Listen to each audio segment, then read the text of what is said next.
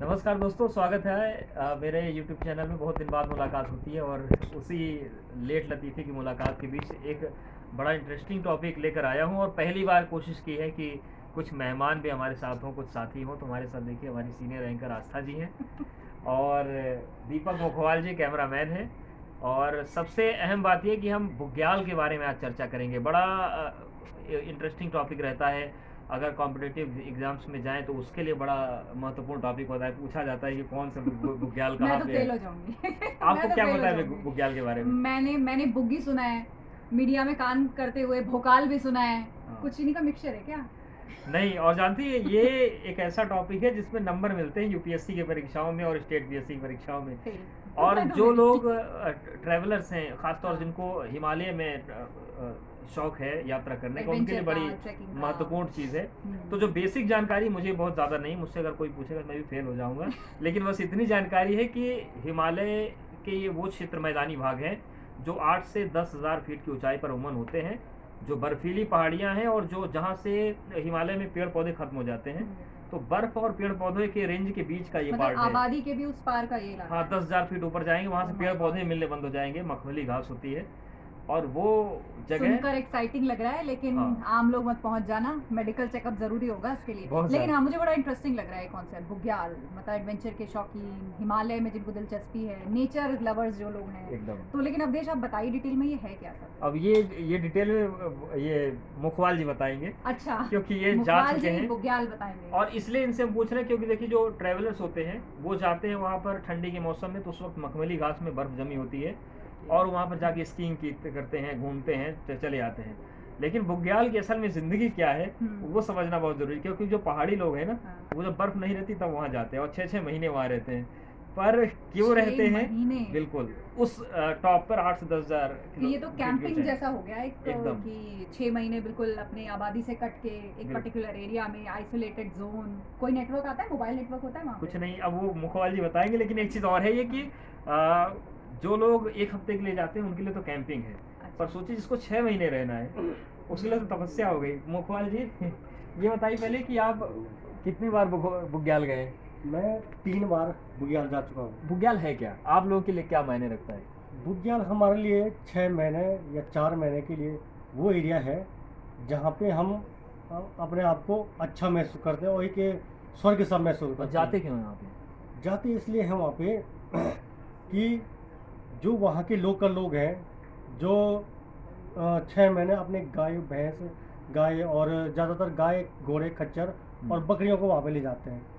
जो लोग 6 महीने के लिए खच्चर, घोड़े, बकरियाँ वहाँ पे ले जाते हैं, हाँ। तो वो अपना रहना, खाना पीना सब साथ में ले तो जाते क्यों हैं। एडवेंचर के लिए ले जाते हैं घोड़ों को? वो इसलिए ले जाते हैं वहाँ पे कि जो 6 महीने का जो समय अंतराल होता है वो बरसात का होता है। अच्छा। और जो निचले इलाके होते हैं वहाँ पे बरसात से जो चरान होती है घोड़े, खच्चर, बकरियों की, वो चरान ख़त्म हो जाती है। और जो घास वास होते हैं वो बहुत ज़्यादा बड़ी हो जाती है, चरान ख़त्म हो जाती है, फिर ज़्यादा कीचड़ वगैरह और बड़ी मतलब समस्याएं खाने की उत्पन्न दिक्कत हो हो जाती जाती है है। पशुओं को। हाँ, बहुत परेशानी हो जाती है। आप कुछ पूछना चाहती हैं? हाँ, मैं वही, जब ये बता रहे हैं कि खाने की इतनी दिक्कतें हैं वहाँ पर, तो जो लोग जाते हैं वो भी इतने सारे बता रहे हैं आप, पूरी बकरियाँ, भेड़ वगैरह। जी। तो कैसे सरवाइव करते हैं 6 महीने? खाते क्या है आप ये बताइए? कितना राशन कोई ले जा सकता है? नहीं ले जा जी। सकता। जब घोड़े और खच्चर ले जाते हैं, मानो अगर 6 गांव है तो 6 गांव में से 10 आदमियों की बकरियां एक आदमी ले जाएगा। तो एक जो बकरियां उनमें से बड़ी बकरियां होगी तो उनमें थैला बांध करके बढ़िया लोड बना के खच्चर जैसे उसमें रखेंगे बड़ी बकरी में। और जो घोड़े होंगे और जो खच्चर होंगे उनमें भी लोड बना करके राशन, चीनी, चावल, चाय पत्ती, आटा, वो सब पैक करके ले जाते हैं।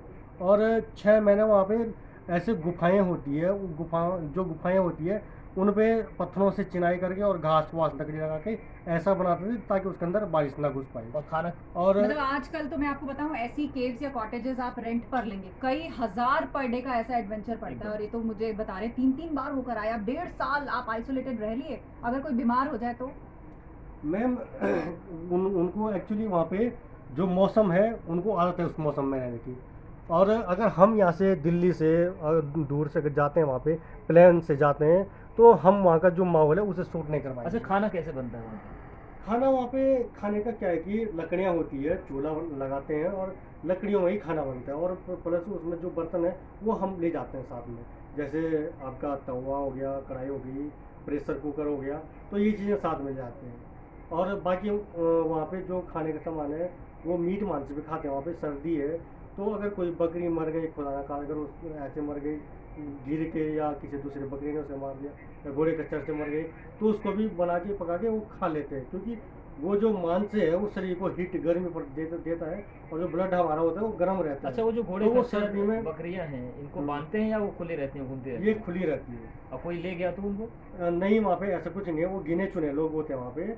अगर हमारे पास मानो 300-600 बकरियाँ हैं, तो 600 बकरियों के लिए देखने के लिए 10 या 8 आदमी होंगे, और वही 400-300 घोड़े, और उनके साथ जो भीड़ होती है वो अलग अलग होती है।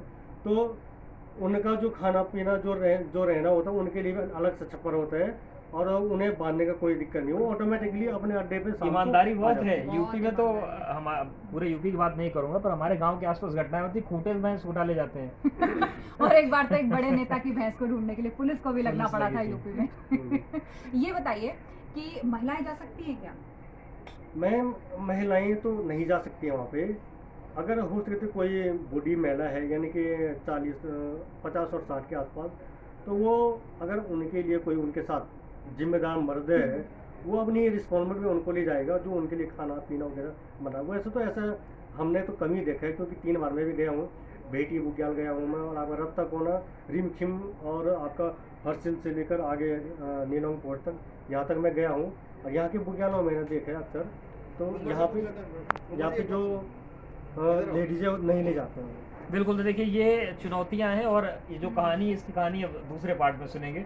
मुझे लग रहा है बड़ी लंबी कहानी हो रही है। बहुत मुखवाल जी, आपका शुक्रिया, और आपका भी शुक्रिया हमारे साथ Thank you जुड़ने so के लिए। much. तो जो बुग्याल की कहानी है वो हम दूसरा पार्ट जो है और इंटरेस्टिंग है, बताएंगे खतरे कितने होते हैं, वो अगले पार्ट में ज़रूर सुनाएंगे। और संजीव जी हमारे साथ जो कैमरा कर रहे हैं, उनका भी बहुत शुक्रिया।